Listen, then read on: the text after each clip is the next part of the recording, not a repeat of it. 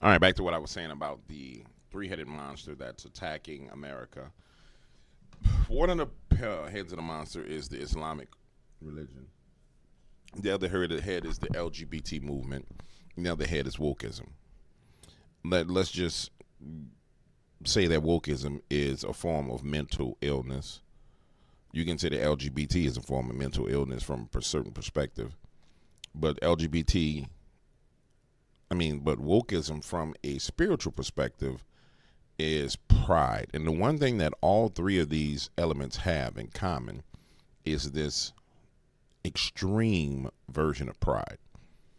And that's what we're facing in America. And that pride has led to war. That pride is what's allowing people to take territory in America. All right, this is June. And if you guys recall, this month started with a battle of pride between Elon Musk and Donald Trump.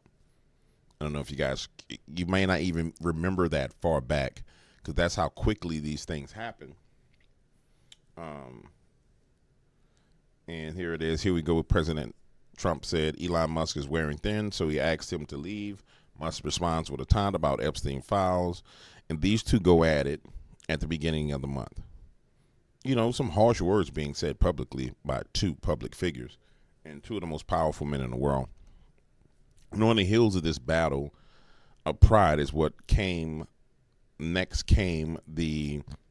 marches and the anti-ICE protests, which pretty much continue to go through No King's Day, right? Let's look at No King's Day, so you'll just see.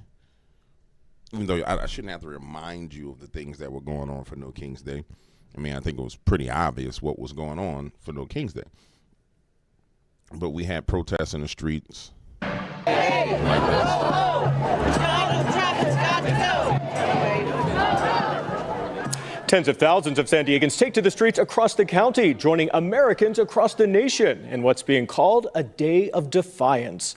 Good evening. Thanks for joining us. I'm Richard Allen, in tonight for Steve Price. Several demonstrations were held all over the county today as part of the so-called No King's Day, a nationwide protest of President Trump coinciding with a military parade in Washington, D.C. From the North County to the East County to the South Bay, San Diegans turned out to make their voices heard. But the largest protest by far we saw was in downtown San Diego, where San Diego police say two rallies drew more than 60,000 people who all peacefully marched throughout downtown without any issues or arrests. CBS 8's Alex Lai was. And it's okay that we have protests in America. I mean, quite frankly, that's one of your rights in America. Protests. It's the violent riots that caused the problem, which were done by Antifa. All right, now, if you guys recall, one of the things that I said way earlier was we're getting to the point where we're going to deal with the Summer of Rage. All that stuff was leading up to the Summer of Rage, and it was Kilmer Abrega Garcia was supposed to be the fall guy or the face of this Summer of Rage, meaning his treatment, being highlighted by the Democratic Party, would allow and trigger the insurrection and battles in the streets of America. And we kind of saw a little bit of it. We didn't see a whole lot of it. We saw a little bit of it because Donald Trump deployed the National Guard. And then that battle ensued over his deployment of the National Guard, where Gavin Newsom came out. And Gavin Newsom said, well, I'm going to take it to court and see if he has the right to control the National Guard. And then the Ninth Circuit rules unanimously against Newsom. Trump still controls the National Guard. So it was a probing attack on the executive office of the United States of America. Now, if somehow or some way they would have been able to say that he didn't control the National Guard, we'd have some major problems on our hands. We had some serious problems on our hands if there was a way that they could have gotten around this. But for once, the courts did what they were supposed to do. And I think it's awesome that they did what they were supposed to do. But the danger is not over yet. because you still have Antifa. Although all those people are going home, we still have Antifa out rioting and doing crazy stuff. And so, essentially, there's a threat that still remains on the table. Hold on, guys. They got some people like pacing outside my office, though. And it just don't make no sense why they keep fucking pacing.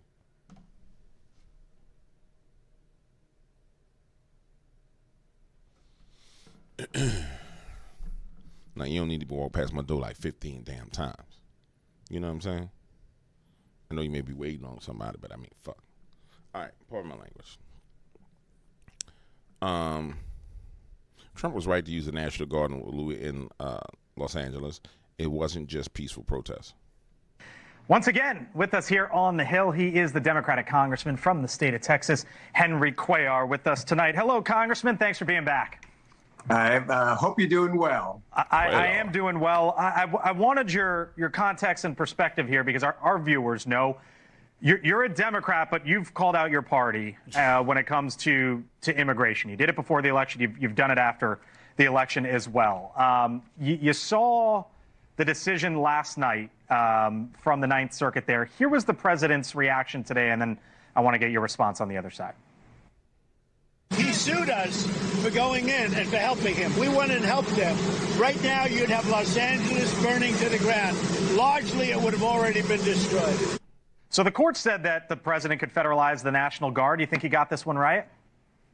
I think he did. Look, the thing is, if there was a peaceful protest, that would have been one thing. But the moment we start seeing images of cars being burned and violence and throwing of bricks, then it changes. And then that's why you start talking about bringing the National Guard in at that particular time. If those peaceful protests, which they have a right to do that, but those fires that I'm looking at your screen right now, when you see that, that's not good. And I believe that's why the National Guard came in at this time.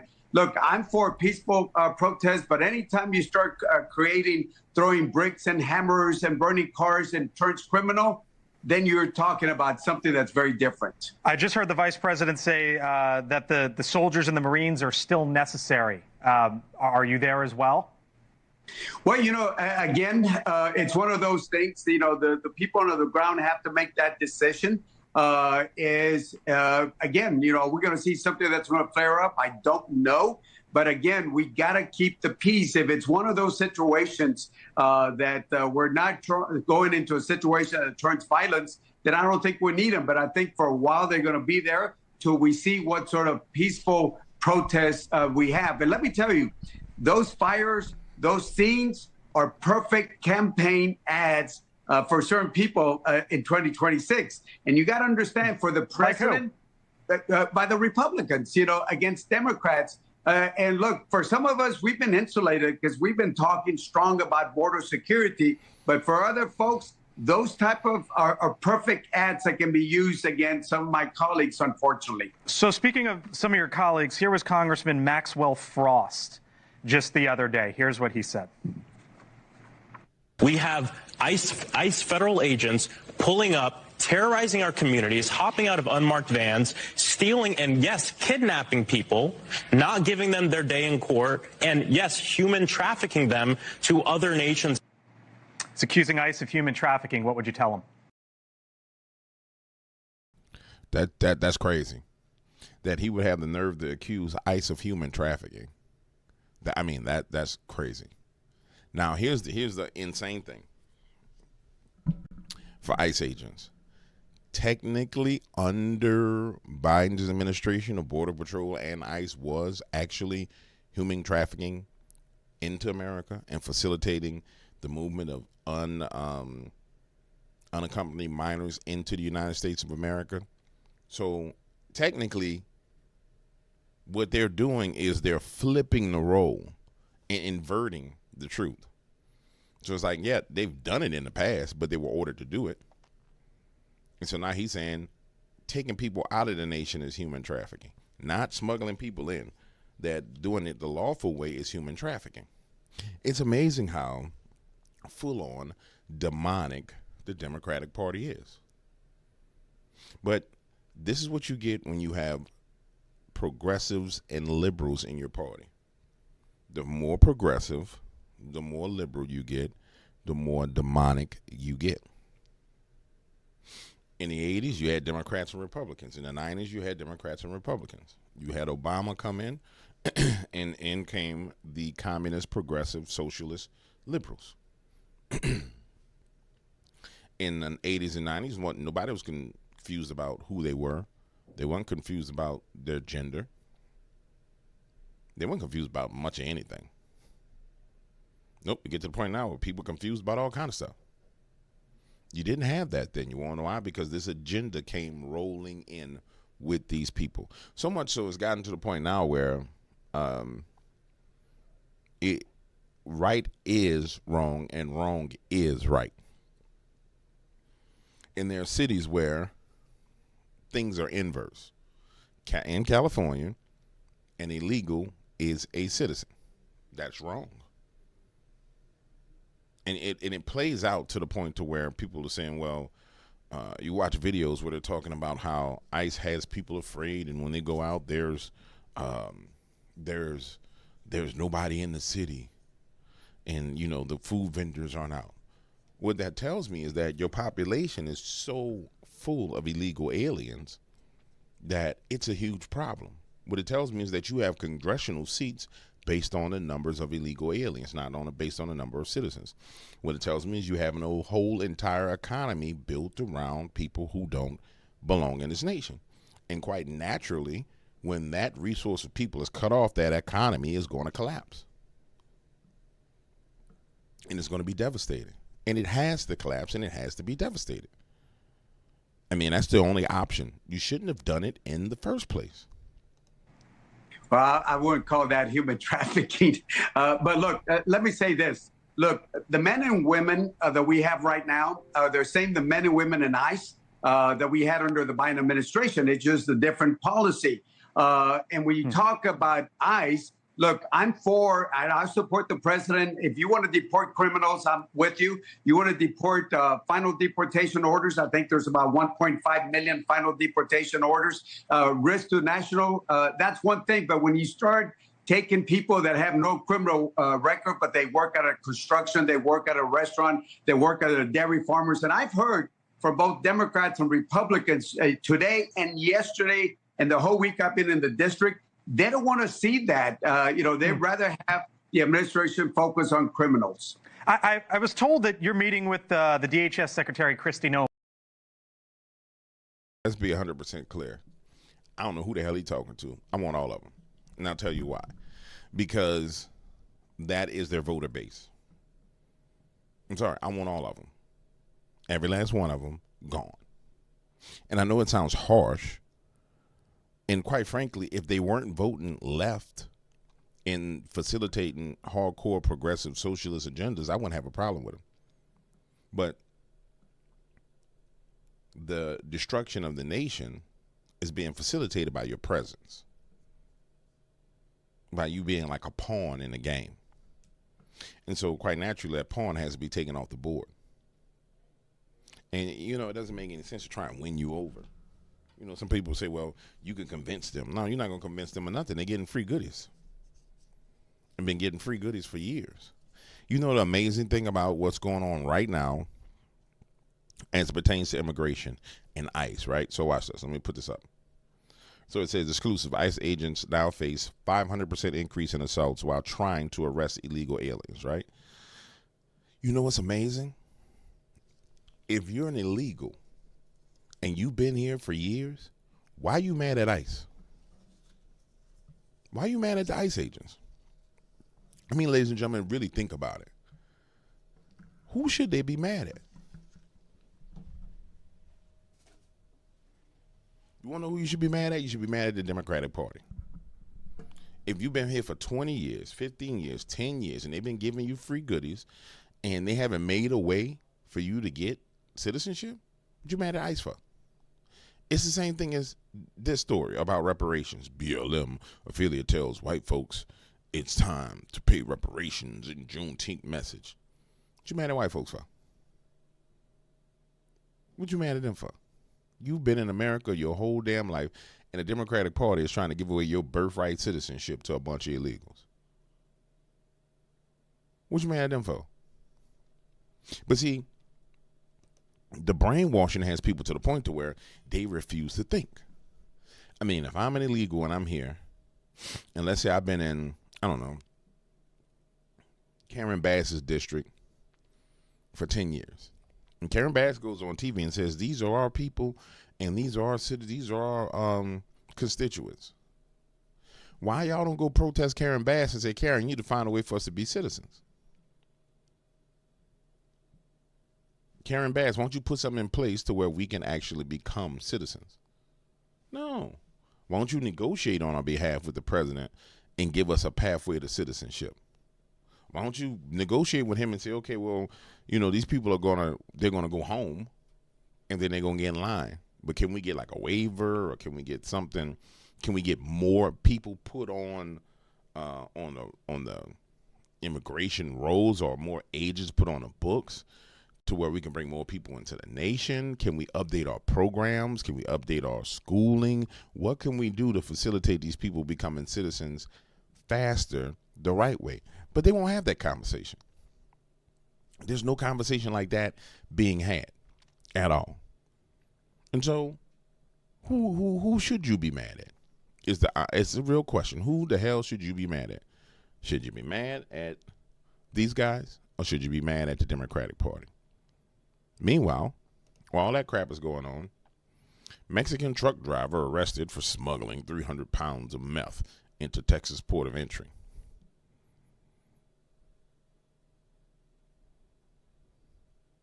We got people doing stuff like this. And the expectation is that the American people are supposed to be like, oh yeah, we're cool with people just coming in, bringing meth and heroin and crack and everything else in to destroy our nation. No, the people are not cool with it. The American people are not cool with it. And for those of you who are trying to figure out where we're going with this, we're still under the category of the summer of rage and the consequences of the summer of rage. But more than that, when you chunk up, we are dealing with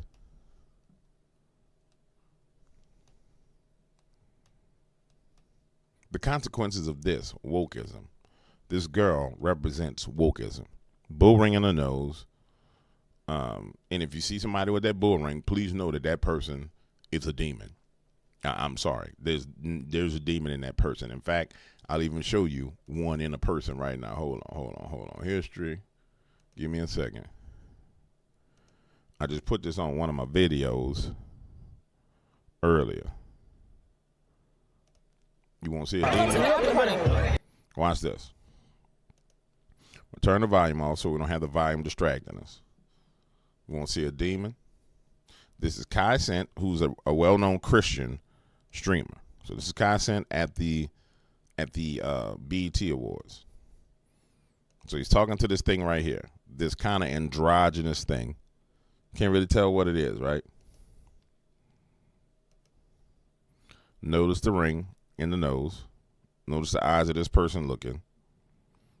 The thing asks him if you're going to come to the after party. Let me turn it up. Come to the after party. I think I'm going to go sleep. You got to go sleep tonight on the biggest. What after party? Vox is having a party. Vox is having a party, right? You know, it's this androgynous, male-looking thing.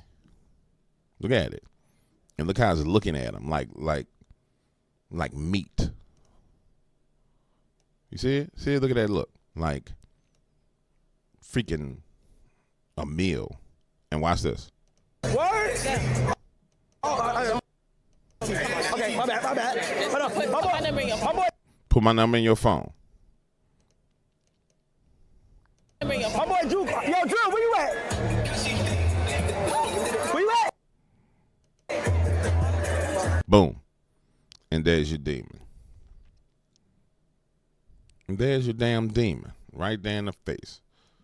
Don't believe me? Don't believe me, just watch. Don't believe me, just watch. Don't believe me, just watch. Hey, hey, hey, hey. There's your demon. And I've been trying to tell people this kind of stuff all the time. In my videos, I've been trying to tell people we're not just contending against natural beings, natural people. These are spiritual things that we are contending with. Every day, all day, spiritual things. And of course they want to get Kai sent to the after party so they can exploit Kai sent. And more than exploit him, separate him from God so they can kill him. And then it turns and his face goes back to normal. Okay, hold on. Okay, babe. All right. And he gets out of there.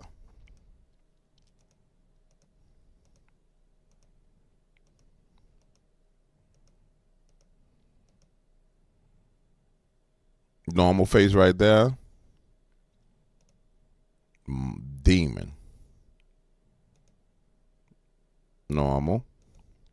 Normal.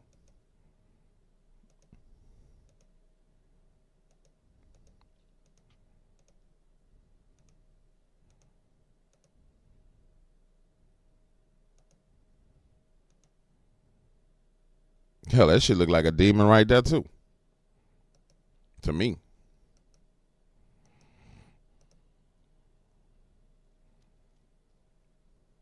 Anyway, back to the video. Wokeism is Satanism. Let's just keep it real. Hold on, let me get this back centered on the screen the way I want it to.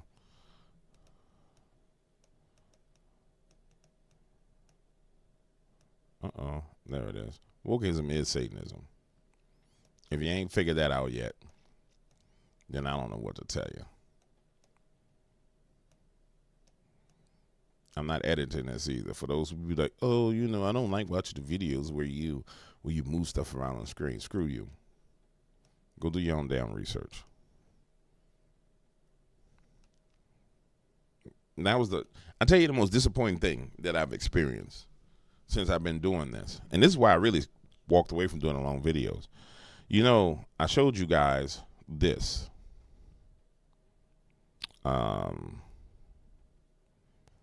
The research from the CRISPR biotechnology, right? And basically I was teaching you guys how I use my AI to find stocks that were, you know, hell, under $1 that was going to grow massively. And so I go through this long ass video to show y'all this. And then this asshole comes over and says, oh, you know, these videos are longer. You need to edit the videos. And my comment was like, you know what? I have to show you a damn thing. And I won't be showing you that kind of stuff because you're going to pay for it. And that's the one thing I've learned. That's the lesson I forgot. That kind of information people got to pay for because there's no appreciation for that kind of information. Because what ends up happening is there's people who have sense. They're like, well, damn, this dude is smart. He's going to come out. He's going to give me his research. And we've seen his mind. And you guys are smart. Then there's dogs that just waddle their way in. Like, and they're like, oh, let me just piss on what this person's doing. All right, get back to the point. All right, so we got wokeism. And wokeism is combined with Islam. And to be clear with you, the start of this was these two people being murdered. This was the lead up to the Iran war. Right? Remember, it was the lead up. It was like free Palestine, and the free Palestinian protesters who killed these two people. Right? And then they was actually singing it while they were there after the murder. And so you got to understand, I don't care if it's Palestinian Muslim or if it's Iranian Muslim, I don't really care. It's Muslim is a Muslim is a Muslim is a Muslim. It's important that you kind of get this because it swings us to the next issue that I want to talk to you about, which is the Big Apple, New York City, and the Islamification of the United States of America. But before we get to that, it's important that I give you some context. I'm going to use my homie Hubert Angel here to kind of help you get an understanding of what we're facing as a nation and as Christians when it comes to this, because unfortunately, we kind of retarded. I mean, unfortunately. This is something that came to me as a very, very important stage in the revelations of God to me. That you have seen the plan of Muslims. It's not a religion. It's a political ideology. And the plan is to take over. You've seen it. Yes, sir. And you've seen in Britain, they have gotten a hold of important seats. The Lord said, I am not blind. As I've told you about Christian jihadi, Yes, sir. Lord said, I am working behind the scenes. And the revolt is coming, it is gathering. Because Britain was sleeping, but it's now awake. Wow. So even America is waking up. Europe is waking up. Said, you have heard them, their boisterous lips, speaking boisterous things, boasting that they are taking over, and they will kill everyone, and they will do this and they will do this. Said, I made them talk. Because if they had not shown their boast, the British, the Americans, the Western world, the Europeans would not have seen it. So what angers you as Christians and what frightens you, do not be frightened, he says. So the Lord said, do not be frightened. Amen. Do not be worried. Amen. Said, I'm changing Muslims in millions, in numbers. Said, as I've told you before, I'm going to visit them in dreams and in visions. They will see me. Said, listen. Said, as much as you are going to do soul winning, he says, as for this group of people, I will do the soul winning while they sleep. Wow. So I'll come to them in visions of the night. Says you're going to hear an increase in testimonies concerning Muslims, saying, I saw a man, and he said his name is Jesus. I saw a man, and he touched me here. And some will wake up with the signs that I touched them. Wow. Then he said, some will even meet me on the way. Physically, I will appear to them. Wow. And he says, number 3, some will see Abraham as I've shown them, even by Jordan. Says, I'm going to come back with my servant Abraham and show them his form. Thank you, Lord. And he will tell them, I am the Lord. Says, do not worry, keep looking out. You will see it happening. Then he says, in the midst of it, I have also planned for nations to call themselves Christian nations in Europe. Thank you, Father. That they will say, if you also don't give us the right to preach in your country, you won't have the right to preach here.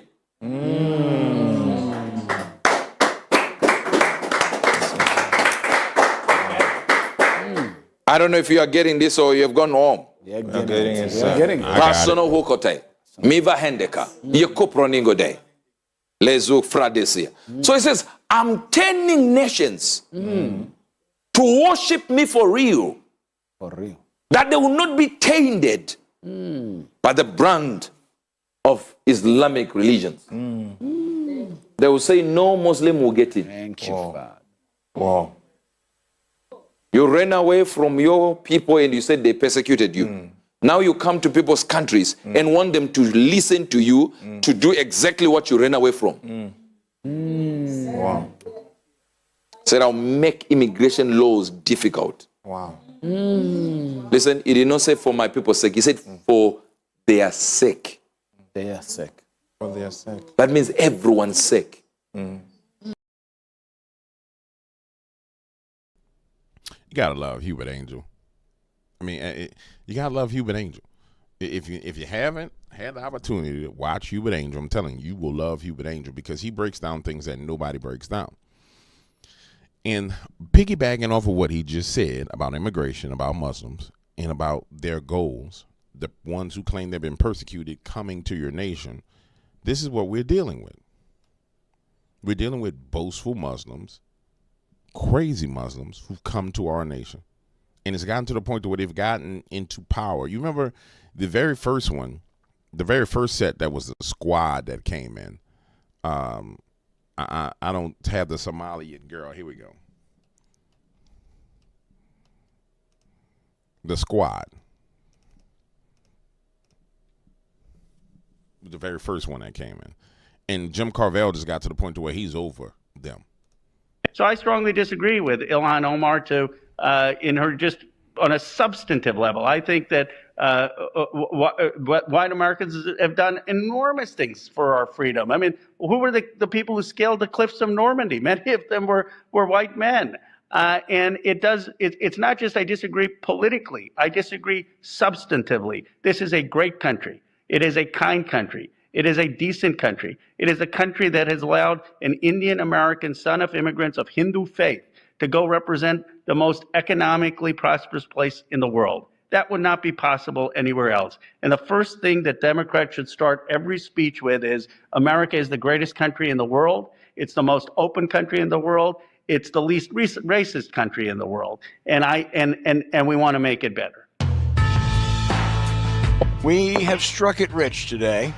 Our guest is Ro Khanna from the 17th District. And that's offensive. I mean, I had someone said to me in court. I would because I don't like to just say the progressive wing of the Democratic Party.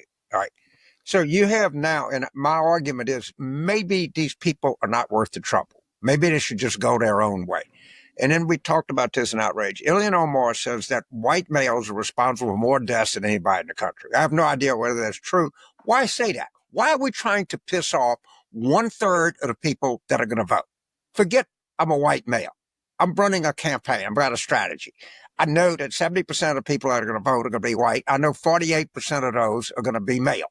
So my rough non-Stanford back of the envelope calculation, it's about 1/3 of the electorate. When is somebody going to say, why don't you people just learn to shut up about this? You're not doing anybody any good. Well, let me tell you about the white men I know in my life. That's the point I wanted to get to. You see, from a political standpoint, it doesn't make sense what Ilhan Omar is doing. But when you understand it's not about politics, it's about actual conquering, then it does make sense. But if you don't get that point, if you don't get it's about conquering a nation, then you don't see it. They don't care. She don't give a damn what it does to the Democratic Party. Their Democratic Party is an enemy of their party either way it goes. And so you see people like Jim Carvell just spazzing out because he hasn't been able to wrap his mind around what is going on because it's not business as usual. Lady, why don't you just get out the Democratic Party? Honestly, start your own movement. All right, let's do the simple math. Probably 69%, I don't know, we could call Jim Gerstein or Jeff Garrett. Roughly 69% of the people going to vote in November, maybe more. Let's do 70 for just round math, are going to be white. Of that, 48%, maybe a little more, are going to be male. So that's roughly, let's just call it 33 1/3% of the entire election. Well, let's just run against them because that's so goddamn smart. All right. So now we're going to have a campaign by the progressive left against white men who vote about 1/3 of everybody that votes in an election. Why don't you, lady, start your own party? And then when it's over, if you want to caucus with the Democrats, fine. We agree with a lot of things that you do, but we don't believe we ought to be running against white men. In fact, we don't think we ought to be running against any gender, any ethnic group, any race, any religion, or anything else. God damn, these people are just helpless. They cannot be helped. There's nothing you can do to help them. They don't want to be helped. And if they had any guts, they'd start their own goddamn political party and get out of ours. Jim Carvell is an old school political consultant. Clinton era political consultant, straightforward, straight shooter, curse you out, spit in your face, slap in your mouth type guy. And you can tell when he's talking. And so you gotta understand, you have these worlds that are combining, and they're people from different eras with different levels of understanding of political science and political campaigns that are all colliding. But as they all collide against each other, there's still this overshadowing warfare that's going on. And so things tend not to make sense. Like, it doesn't, when you really think about it, it doesn't make sense that the Democratic Party would fight for illegal aliens the way they're fighting for them, right? Unless they've been bought out, sold out, which we already know that's true. It doesn't make sense because for the average American person, it's a very bad look. But when you start looking at it from a warfare perspective, it makes all the sense in the world. But it's all about the perspective you look at it from. So let me go back to here. So here's what we're facing right now. Let's go to New York. The biggest threat to the United States, one of the biggest threats to the United States. Turning to New York City politics, in 4 days and counting until Tuesday's New York primary mayor, and the weather is not the only thing heating up. The recent polls point to a tightening race between the top two candidates, Zohran Mamdani and Andrew Cuomo. As we enter the final weekend of their primary campaigns, many candidates are making their big push to reach the voters. Helping Cuomo are key endorsements from the Daily News and a prominent black congressman. Eyewitness News reporter Lauren Glassberg joining us now with more from the newsroom. Lauren. Well, David, early voting continues, and on average, about 35,000 New Yorkers have been voting each day. And while the candidates aren't shifting their policies in these final days, the fingers are pointing and ramping up, and candidates are doubling down on what they stand for. I would just ask more people join us. Brad Lander wants more New Yorkers to attend deportation hearings at Federal Plaza and help immigrants when possible. On Tuesday, ICE agents arrested Lander, and that may have gained him some traction in the mayor's race. Today, he also called on the frontrunner, Andrew Cuomo, to tone down the rhetoric by his super PAC. We only got a few more days till this primary. This future of the city is on the line. I hope he will call on his super PAC to take those hideous ads down. The super PAC acknowledged it had lengthened and darkened Zohran Mamdani's beard on a flyer that was never distributed. But today, Mamdani said that there was a direct link between that flyer and the death threats that he and family members have received. If you design mailers that artificially lengthen and darken my beard, if you blanket this city's airwaves with language of me being dangerous, it is not a surprise to see the kind of threats that come. Mamdani is also lobbying the campaign finance board to lift the fundraising cap, saying the system isn't working, giving Cuomo a huge advantage. We raise $8.3 million from close to 20,000 people, giving an average donation of less than $70, and have that same amount of money met by a single donor giving two donations that total $8.3 million. That donor is former Mayor Mike Bloomberg. Cuomo also got the backing today from Representative James Clyburn of South Carolina. And I'm asking you to join me in support of Andrew Cuomo to lead New York City. Clyburn could drive more black voters Cuomo's way, exactly the demographic that Adrienne Adams has been hoping to capture.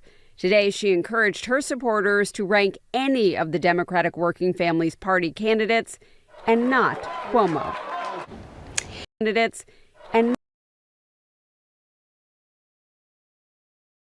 I'm tell y'all something.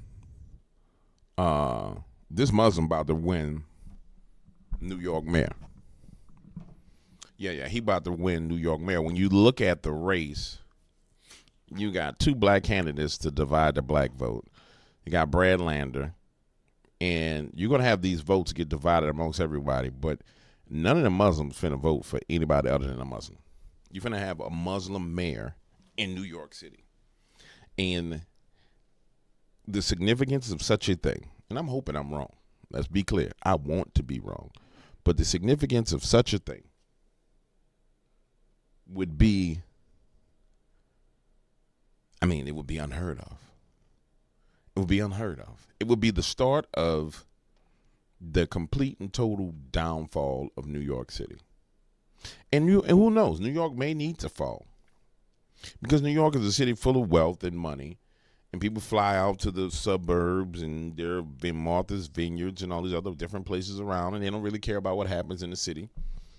Maybe the power structure of the financial markets in New York needs to be shifted to the south. And New York just needs to go become the hellhole that it actually is. Because Wall Street can pick up and lift and move anytime they want. if I'm not mistaken, there was news stories about like Wall Street relocating to Texas. Let's just check that real quick. If I'm not mistaken, that did see that.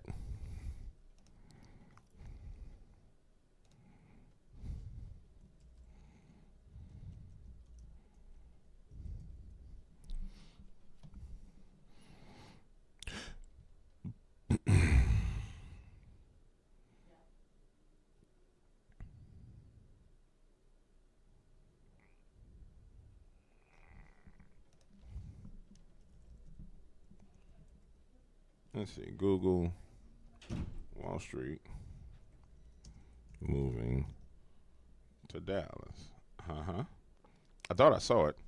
While Wall Street itself isn't moving to Dallas, the New York Stock Exchange is indeed expanding operations to Dallas, launching a new exchange called NYSE Texas. So we get an exchange called NYSE Texas, which is pretty good.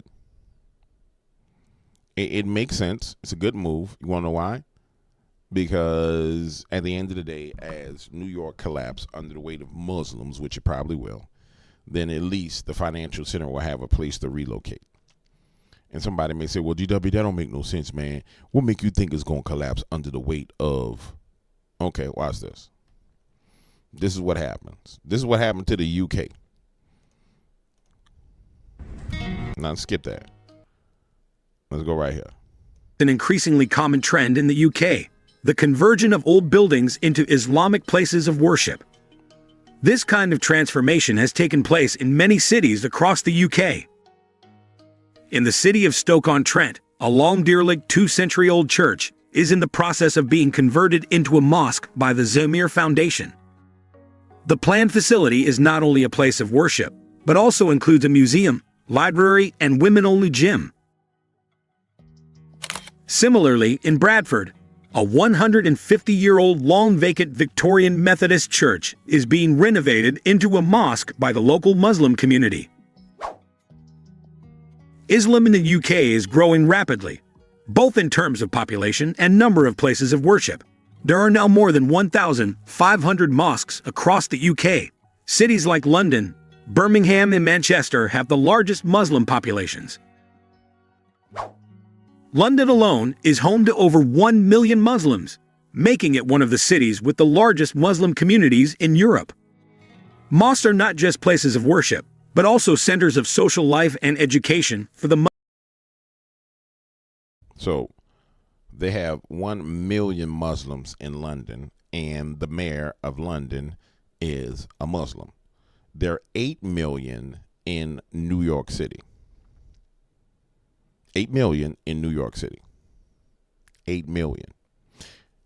And I think we should talk about something else, ladies and gentlemen, because they understand what's called the battle of altars. They understand that a church is an altar to Jesus, just like they understand that a mosque is an altar to Allah. So when they go in and buy a church that's abandoned and convert it to a mosque, they've converted one altar from one spirit to the next spirit. And, you know, let's go to somebody who can talk about it. Let's go to Brother Francis Miles. Maybe we can find a short clip of him talking about altars, something that's not extremely hardcore, because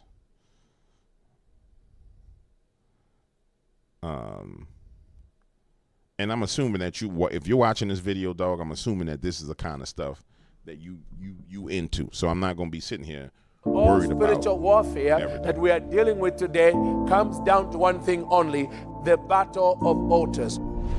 The blood is always there when sin is needing to be forgiven. So whenever you come to the issue of atonement, God made it clear to Adam and Eve. At any time they wanted to be forgiven of sin, blood must be shed. Something innocent must die on behalf of those who are guilty.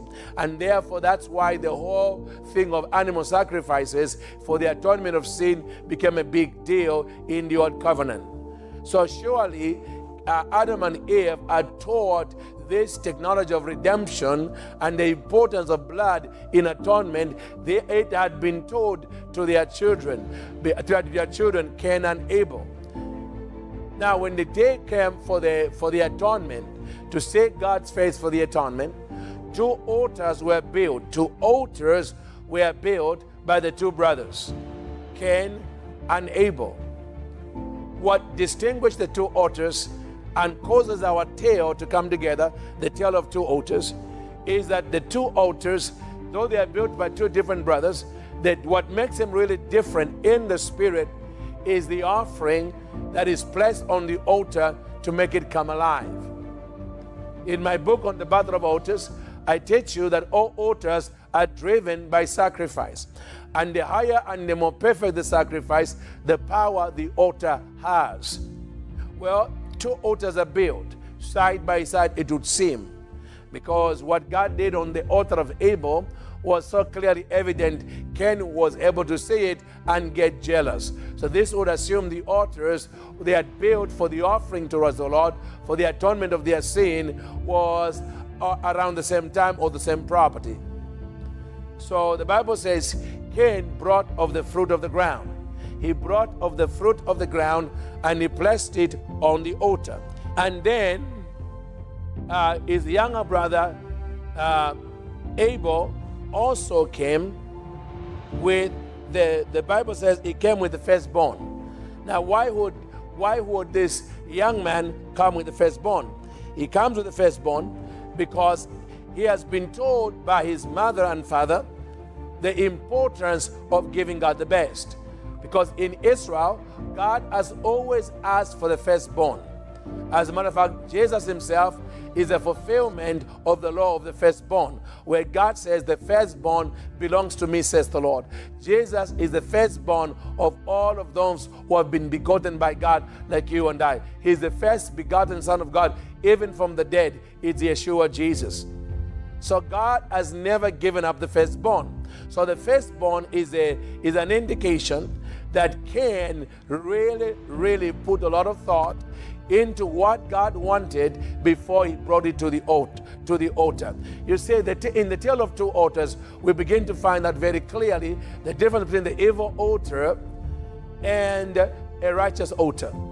A righteous altar is an altar built by a righteous man or woman of God who is very meticulous to make sure that what they bring on the altar is exactly what God wants. It's not about their desire, it's about God's desire. That already sets the tone for the altar of Abel. Abel designs it with God in mind. He designs it with God in mind. What do you want on the altar? And because God had made it clear that if it's about atonement, I need you to give me the offering of the best of your flock, which was the firstborn. And then the fatty portions belong to the Lord. I mean, this Abel did exactly what God requested, making the altar of Abel a righteous altar. For those of you who don't know about Dr. Francis Miles, you can just type in Dr. Francis Miles, Battles of Altars, and go down the rabbit hole and become educated on altars. I just wanted him to lay out a foundation of what we're dealing with. So you got a battle of righteous altars versus unrighteous altars. And as of now, in London, we've seen unrighteous altars come in and take over, kind of like dilapidated righteous altars. But the thing about an altar is this. If your church was an altar in the spirit where, and to be clear with you from a Christian perspective, because people be like, oh, there's no such thing, it's altars. From a Christian perspective, you are not going to kill no lambs or no goats or no pigs or no cows on their altar, right? The Bible says, make yourself a living sacrifice, holy and acceptable unto God. So the sacrifice on the altar for a Christian is yourself. For example, back there, around here somewhere, maybe you can see it over there. I got to go that way. You can't see it. Anyway, people who know, they've seen it. You're the sacrifice on the altar. And so when there's a dilapidated church, There's an altar there, but there's no sacrifices being made because nobody's coming in praying. Nobody's coming in doing any fasting. Nobody's doing any sermons. So Muslims are going around buying all these altars and converting them and activating them to Allah, which we'll get into who Allah is later on down the road, by worshiping 5-6 times a day there. And it's a threat to the United States of America spiritually. It's actually a threat to the world spiritually. We went through this phase where for about 10 years, Christianity was fledgling in the United States of America and it wasn't growing. It's turned around and starting to grow back again now. I want to say we're seeing an increase in it because people are waking up to the truth of the matter. Excuse me. I don't know why I started belching just now. Maybe I had something to drink while we were talking. People started to wake up to the truth of the matter of what's going on. And unless we awaken to the truth of what we're dealing with, I'll tell you, guys, as a nation, we're screwed. And circling back, what are we dealing with? We're dealing with a very unique attack, an attack of the LGBTQ movement, combined with the woke movement, combined with the Islamist movement.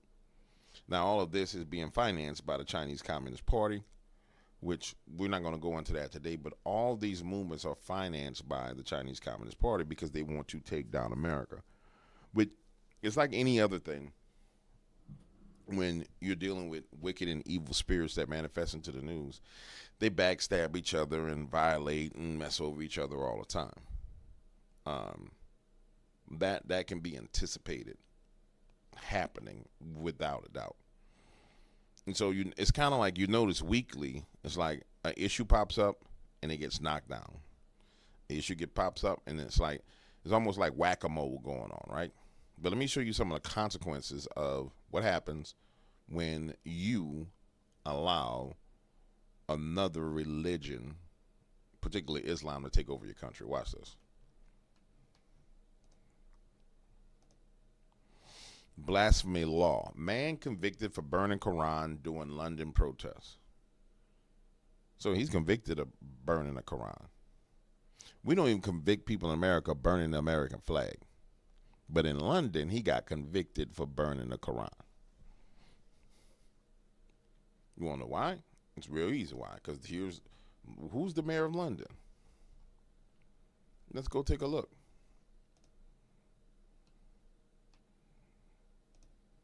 Thank you from the bottom of my heart. Thank you, London. Go and kill London! Go and kill London! Can you please? It's the honor of my life to serve the city that I love. And I'm beyond humbled right now. I want to express my deep gratitude to my fellow Londoners and make this pledge to you. I promise to repay the trust you've placed in me by working tirelessly to deliver the fairer, safer and greener London you deserve. It's been a difficult few months. We faced... All right, we hear all that crappy talking, right? Are you interested in seeing what's happened to London since Sadiq Khan has been there? It's real simple. Let's go see what happened to London. We'll go to X. And let's go see what happened in London. You can do this for yourself. You know what I'm saying? Watch this. London. Muslims. It's going to take very long for you to find it. Oh, what is this? Wait, what is going on right here in London? We woke up! We woke up! Yeah! We woke up! We woke up! Yeah! Okay, let's see what else is going on. Wait, who's this?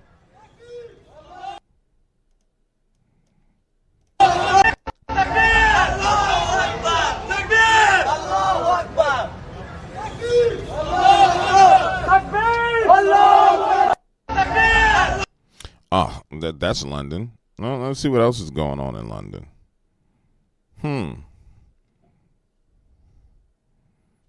No, let's see what's going on right here. What's going on right here? It was terrifying. The boys had to be rescued by the police as bottles and eggs rained down on them.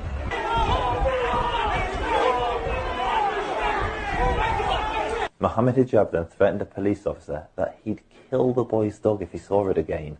However, when those Zionists came in with their dogs, that was an act of provocation. So what we're saying now, and I'm making it very clear so everyone understands, if those dogs come close to us again, we will see it as an act of aggression, and we will kill those dogs. We'll put them down. Hijab and Dawa then led the crowd to Speaker's Corner, and as the mob marched through London streets, screaming, "We'll find some Jews, we want their blood," the police did nothing. Let that sink in. They're calling for our literal blood, and the police are just strolling alongside them. We'll find some Jews there. We want the Zionists, we want the blood.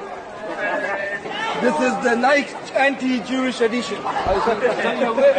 A couple of hours later, we were violently assaulted leaving a kosher restaurant in an anti-Semitic attack. I hate to say this, but I'm not sure there's a future for Jews in this country. We're being attacked on the streets by extremists, and the police do nothing. The difference between us and them is that for them, they think life begins. For us, we believe that death begins. We believe that life begins at death. We don't care about death. We love death. And if you think that our people in Palestine or across the Arab and Muslim world will let go of the struggle and our sacred places like Al-Aqsa, you are grossly mistaken. You'll never, ever. Now you understand why David busts these people in the head with a damn rock. You see, when you see him in action, that big ass Nephilim right there, he look like he about 6'8". Look at him compared to everybody else. See, this is why you got to be hit in the head with a damn rock. And I'm gonna tell you guys, this is why I thank God, I thank Jesus himself, that this kind of foolishness has yet to be unleashed on the streets of America. And if we go back to what Prophet Hubert Angel was saying, he said they was going to be bold so everybody will wake up to him. But I'm telling you, there'd be some head busting and wig splitting in America the moment these men started behaving this way. Like the moment you start marching down the streets, chasing people down with knives and guns and screaming in the streets. You know, right now the pro-Palestinian movement that's in America is not this. It's like these weird liberal green-skinned white kids whose parents never beat their ass. They have this idea of how the world works. So you notice kind of people let them just march and go crazy and do what they're gonna do. The minute you have these men come out here with masks on, with flags, with military vests on, you're gonna see other men meeting them in the streets. And that's when it's really gonna get popping. And that's what I want you to noticeably notice the difference. They both have the Palestinian flag, right? But the ones that we see in America is like free Palestine, free Palestine, like a bunch of fucking weirdos. This look like an army, and there's a huge difference. Now those weirdos make way for the army. Those weirdos were there first before these people came in. And it's why you got to have ICE agents out there busting people across the head. Because once the weirdos get their way, when these dudes get popping, they don't really care about the leftists. So the same leftist woman who was like, I'm marching for you, they're going to rape her. They already did it in London. Yeah, they'll tell her, we'll rape you. And it'd be too late for her to understand what the hell she done did wrong. She's not going to get it. I mean, she's just not going to get it. It's the reason why Eve was deceived. She's not going to get it till it's too late. I'm sorry. That's just how it works. And even in that process of it being too late, it still may take a little while for that person to come to the realization how wrong they were. You would think when the consequences of your actions show up, you would realize you're wrong, but that's just not how it works with people. But if we were to look at the two different makeups, right? Look at this makeup of these people, these guys, as a mob. This is the Nike anti-Jewish edition. A couple of hours later, we were violently assaulted leaving a kosher restaurant. Between us and them, Look at that. Look at here.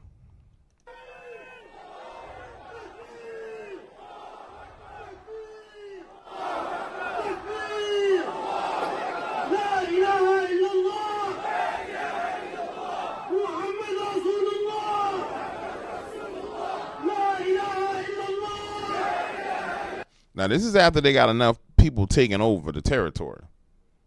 Now, when you compare that to, watch this. Let's look at the Free Palestine. Free Palestine.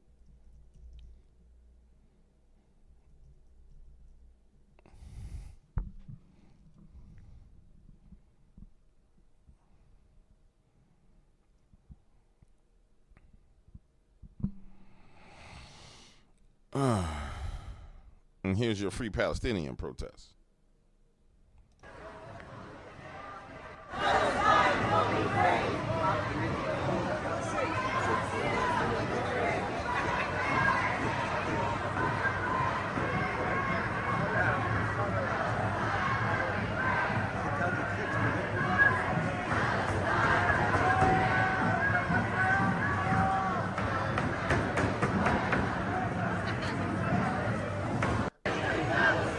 And I'm realizing, because they so dumb, that in 5 years, that same flag going to be marched down the same streets in the same city with a bunch of demonized Muslim going, give me your woman, give me your wife, I'll behead you and rape your wife, give us your children. No, you don't realize it. Because you're fucking dumb. This is part of the reason why I stopped doing these long live streams like this. Because over the time period, the more I dig deeper and deeper and deeper into it, it's harder for me to control my tongue and I go crazy. Because you see it when you pay attention to it. It's right there in front of you. And then I have people have the nerve to come tell me, well, man, I can't believe you said that. I can't believe you out here doing this without looking into any of it. I have a neighbor. The neighbor had the Ukrainian flag. I'm smoking my cigar. And they was like, well, how do you feel about the Ukraine? Fuck the Ukraine. What? Fuck the Ukraine. Well, how can you say that? I'm not from Ukraine. And I don't want my tax dollars going to the Ukraine trying to fight no Russian army. And then when I started to ask the question, hey, you know, what made you support it? They couldn't articulate a damn thing. They couldn't articulate how it was in their own best interest, the best interest of their grandchildren or their children or their sister or their uncle or their cousin or their brother. They couldn't articulate one thing that made sense to them. Everything that they said was something that they were told to say. And when I said, no, what does it mean to you? What does it mean to you? It took that like 15 times for me to ask that question. What does it mean to you? What does it mean for you? What does it mean for your sons, your daughters, your nieces? What does it mean for them? That's when the brainwashing broke and they realized, shit, it don't mean anything. And if you take these same people marching out here and you would have just teleport them into the future that they want, all these women and men would be scared out of their minds because they're the weakest of us. I ain't in no shape to run a mile. You know what I'm saying? At all. But I'm in enough shape to get busy for 5 minutes. I can do a lot of damage in probably a minute. Given the right opportunity. I can do a whole lot of damage. I don't see none one of these people damaging nothing. Now, between my minute, I might need a 2-minute break. But I can do a whole bunch of damage to you in 60 seconds.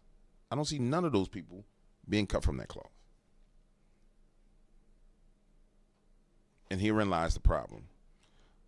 They don't even know what they're ushering in. All right, ladies and gentlemen, I know y'all wanted the live stream, so I gave y'all a long live. And we're just going to do, instead of doing like the hour-long video, I'm just going to do hour-long live streams. You know what I'm saying? Because it's better. You dig? I hope y'all enjoying y'all Saturday night. I hope all is going well for you. I'll catch up with y'all later. Deuces. All right, back to what I was saying about the three-headed monster that's attacking